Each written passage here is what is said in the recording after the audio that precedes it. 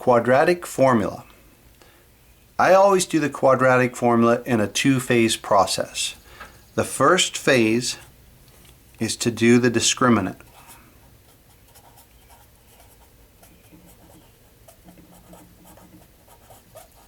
Once I do the discriminant, I can jump to the second phase where I apply the rest of the quadratic formula.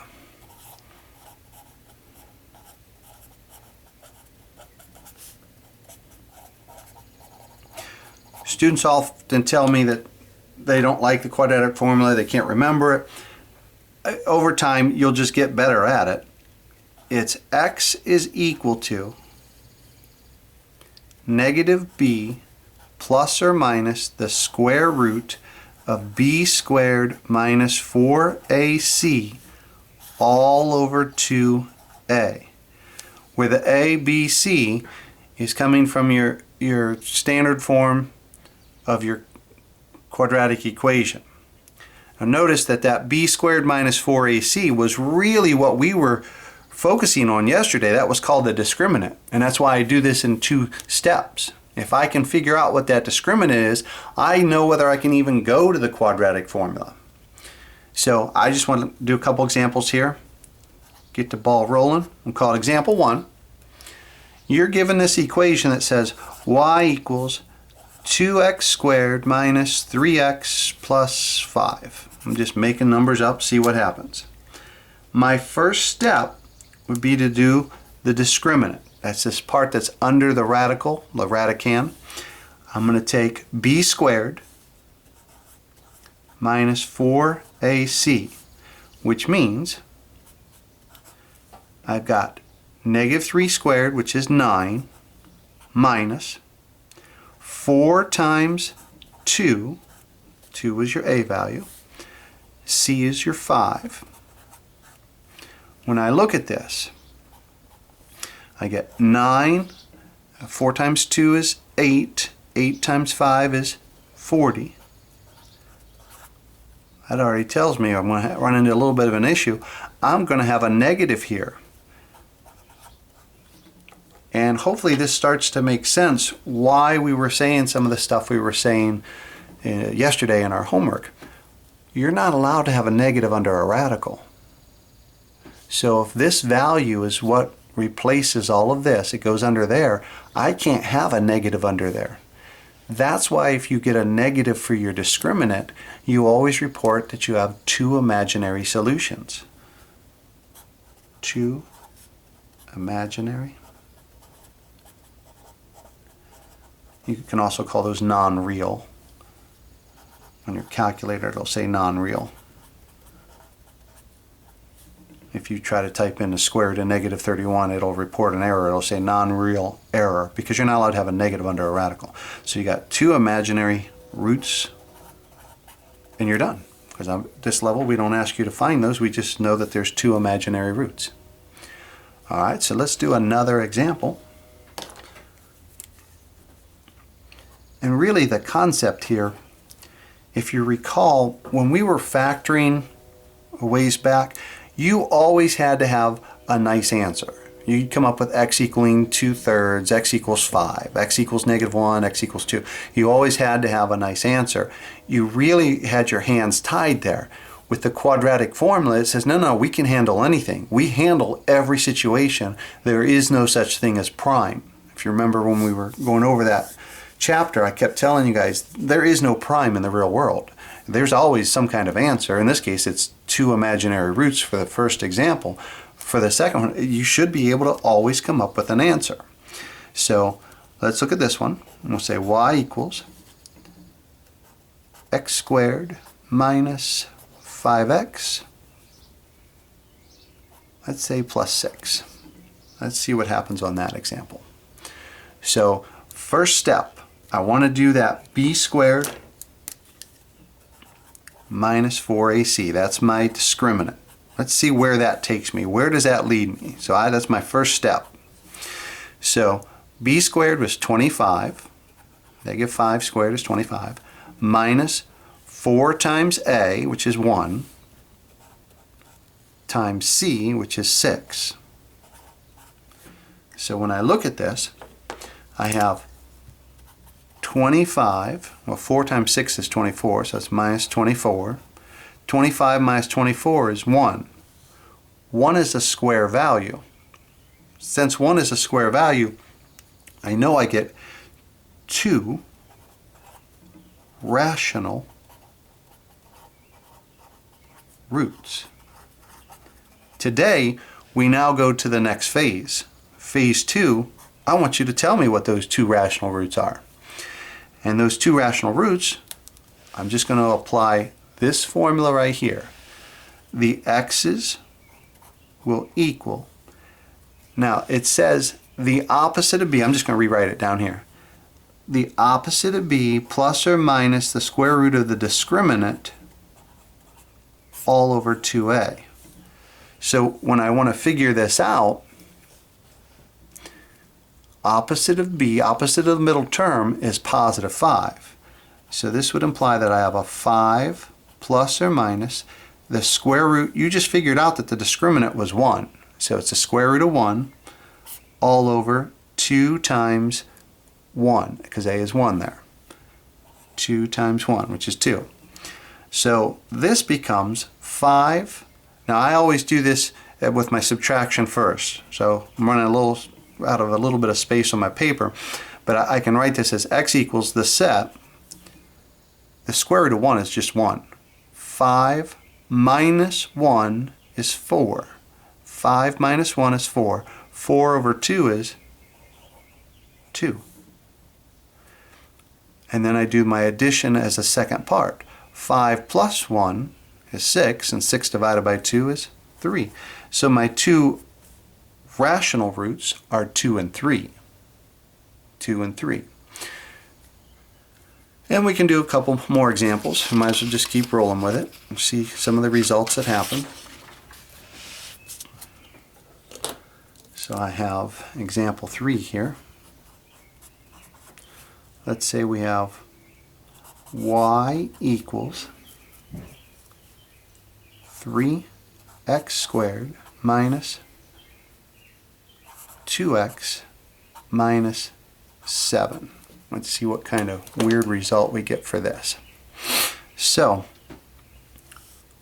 first step, I want to do the discriminant. The discriminant is b squared minus 4ac. My b term, you guys should know this if you did your homework yesterday. This is ABC. ABC, that's where those are coming from. B squared would be 4 minus 4 times A would be 4 times 3 times C, which is negative 7. So let's see what kind of value that creates. Grab my calculator, I don't want to make a mistake here. So I've got 4 minus 4 times 3 times negative 7. So I throw out my calculator, it's giving me 88. As it gives me 88, from what I've learned, this is a non-square value, which that means that I would have 2 irrational roots. It's positive, so I guaranteed I have answers. I have 2 irrational roots. If I were just randomly throwing numbers down all day long, this would be the most common answer, is that you're going to get these 2 irrational roots if you're getting real answers. Irrational numbers are extremely dense, meaning that there is a ton of them. There's more irrational numbers than rational numbers. And so when we look at this, we have to go to part 2. As I go to part 2, I apply this new formula. It says x is equal to negative b plus or minus the square root of the discriminant all over 2a. So I'm going to plug those numbers in, and we'll see where that leads us. My solutions would be the opposite of my b value. The opposite of my b here would be positive 2. That's 2 plus or minus the square root. The discriminant was 88 all over 2a, 2 times 3. So I'll just go ahead and write that as 2 times 3.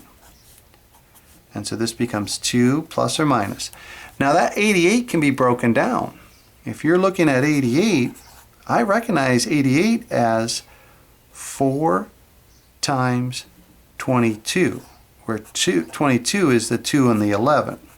Neither one of those would get out, but that 4 is a 2 squared. So I'm going to bring this out as 2 radical 22 over, I'm going to leave this as 2 times 3 for a minute, because this goes back to one of our previous lessons. If you're going to cancel, it's all or none. Do these all have a number that can be reduced or canceled? If they do, we are permitted to cancel all those values. So I can take a 2 out of each piece here and take this out, this out, this out, which means that my answers, I'm going to go right to my answer set here, would be 1 minus radical 22 over 3. That's an irrational number because it has a radical that cannot be broken down any further. And then I do my addition. If you're wondering, why do I always do the minus and then the plus?